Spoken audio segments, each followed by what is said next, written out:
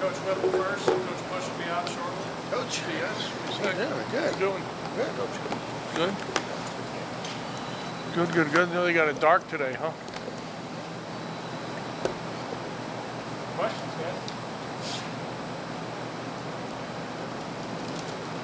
Good, we're all set.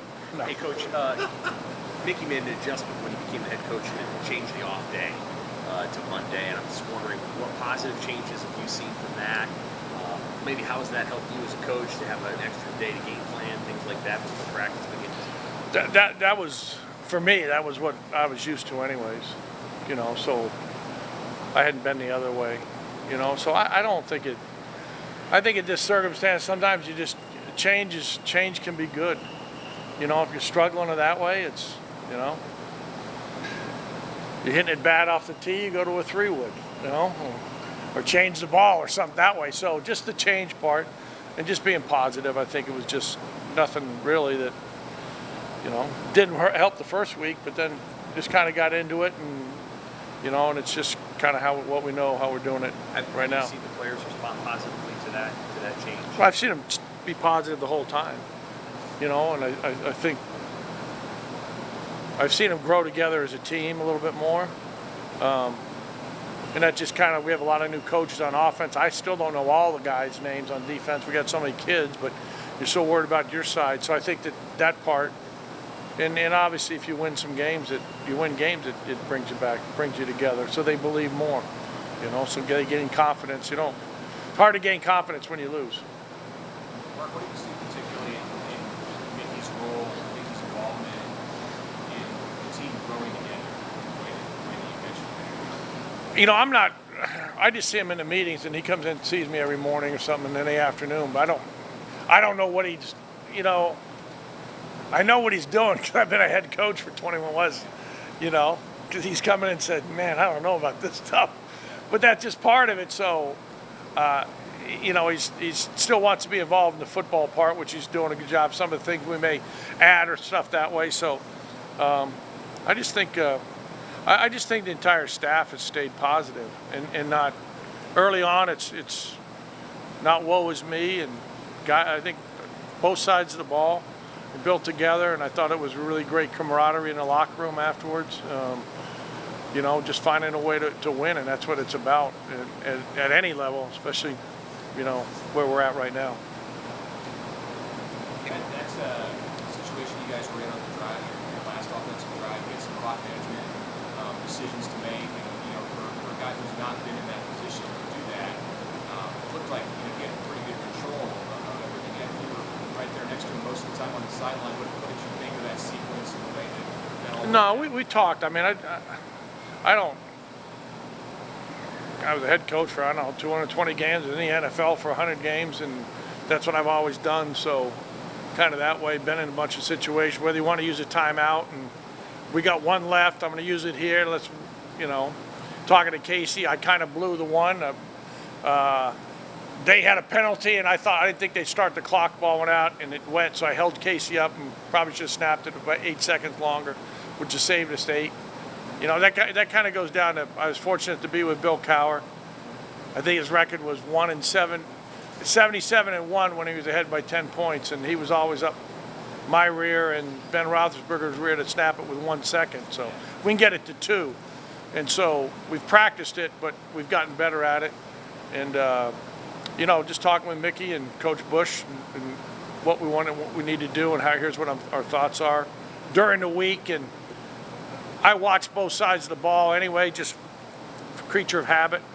And it's just what you need to win, you know? And it wasn't like, hey, last week was, hey, the best thing about last week, not going back, was when I walked in at halftime, the look in their eyes on offense, and we played terrible, and I did a bad job coaching all that, and we're bad on third down, was there wasn't like, woe is me. It was, hey, I said, we're going to take the ball second half, here's the plays, we're going to go down and score, and the game will be changed right there, and we're going to win the game. And that's it. And they all believed in it, and that's a credit to Mickey and to the offensive coaches and all the guys that way. Sometimes you go into like a little bandbox locker room like they had, and you can't see anybody. It's like junior high, but they kind of they're closer together and everything else. And So that's when you win on the road, it can really help you. And we're looking forward to playing Purdue, who's got a really, really good football team. Mark, I know you don't want to get into specifics maybe, but what in general can you do with the O-line midstream to sort of fix some of those pass pro issues? What's sort of on your mind as you kind of take? Well, we went to the silent count, and I did a bad job. Could have helped out a little bit more on that, you know. The ironic thing was we only had 1 sack. But, you know, if you look at stats, that's how misleading it could be. But the second half kind of settled down and did some other stuff that way. And, you know, you go on the road, it's hard to win anywhere, and it's hard to win at home. It's hard to win on the road. And we just didn't have any rhythm. We didn't have any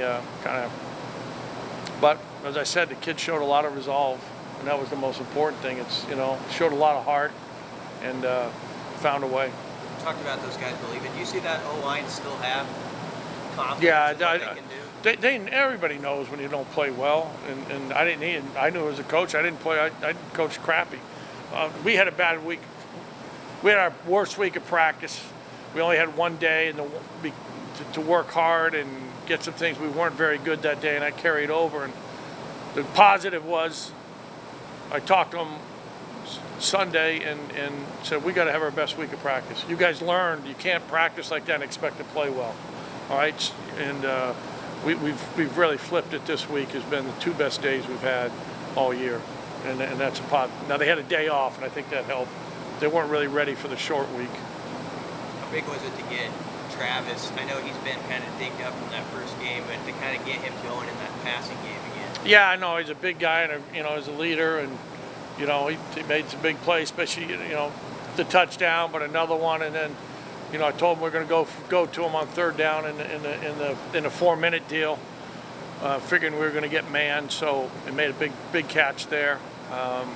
You know, and all those guys. Coach Beck's done a good job with all those guys. Travis has been a guy that's important. We missed him those couple days, and you know, he can be a real factor, especially in the red area. Why didn't you trust your offense to get that 1 yard on 4th down? Because 4 previous 4th downs we ran it every time, and we missed it on 3rd and 2, and we got to be careful with Anthony. And it was the exact same play that Ohio State had, and we dropped the ball. So that's why. So those are the reasons, you know. So, you know, we've been pretty good. We missed 4th and 2, and we missed 4th and 2 twice against Oklahoma and ran it, and so that was the thought. And we got the look we wanted. I was standing right next to told Mickey if I don't like the look, I'm going to get a timeout. Then we talk about whether we can kick a field goal, what you like that way. But we liked the look, and we just didn't execute it. Saw Tommy Hill working out with the receivers. What was kind of the thought process behind, you know, him working on the offensive side? How much maybe input? You know, he's go back and forth. He can be in the defensive sub packages, and he's just getting a little work. We're just trying to build some depth. You know, we weren't sure where Marcus was going to be, and all these guys got nicked up, and so the guy can run and has done a good job returning. So just trying to work his ball skills and getting ready for the off week. You know, saying, hey, practicing a little bit now, and with the off week, we can maybe get him so at the end of the season we can play both ways. How much of a challenge is that for a guy mid-season to? He's really embraced it, you know. So, you know, it's but he hadn't been under the lights, you know, that way. So, but it also gives us some depth in case something happens. We can get some plays possibly, and we'll talk. We talk more about that on tomorrow, since we had all the guys back today, which was good. Like last week, we didn't have Brody. Trey was nicked. All right, Oliver was a little bit nicked, so that was just kind of the thought process. One or two more. Did you see what happened in the moment on that victory formation snap? They got away. Yeah, no, I mean, he's done that. He did that in the NFL. And I didn't do a good job at telling Casey beforehand. I almost called timeout, but Coach Raiola had talked about it, you know, where they submarine your offensive lineman. So, as I said, I almost the time I said, no, it won't be a problem. We had any problem with snaps in case the ball was right there, so we had it, you know. But that's kind of what he's done in his career. What challenges were you presenting you guys as their defense? Veteran, veteran group, all over the place. Graham's back, who's a really good player, number 6. They got guys up front and can rush the passer and play physical. The back end's veteran. Their corners have been back there. You look down, it's senior, redshirt senior, junior, all the way through. They're not playing any young guys. They're playing at home. They won 3 in a row. They come up and made big plays when they have to, so it's a real challenge for us. It's the best team we've played, I'd say, since Oklahoma, but people I'd say that Oklahoma played well against us, so it's a huge challenge for us. Good. Okay, thanks.